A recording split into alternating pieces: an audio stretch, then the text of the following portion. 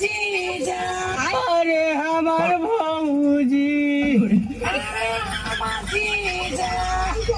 जीजा तुहरे आ गइल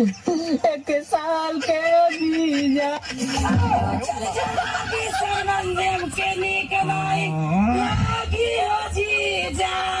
निक नहीं लगी त अब मन के मनाव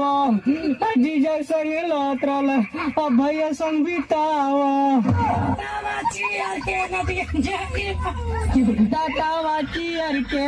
अगले साले अब आई है अब भैया रही है बाहर तुहर जीजा खोदी आई है भौजी हो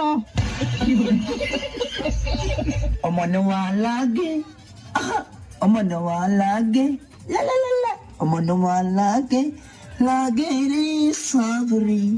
लागे रे साबरी मैं तेरी वजियां कजियां कपियां कपियां कलारा ले रे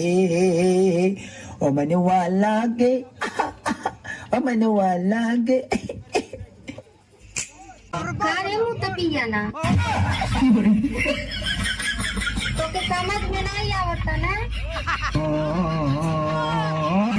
या मैं नेपाल का लड़का ब्रो तू दाल में तड़का ब्रो कितनों को मैं झटका ब्रो खाई कहीं मार तो मैं शटका ब्रो इसीलिए तो मैं इतना पतला ब्रो बाबा तो मेरा जेलर है लटका उसका पेलर है दर्जी नहीं मैं टेलर है कंडोम का मैं सेलर है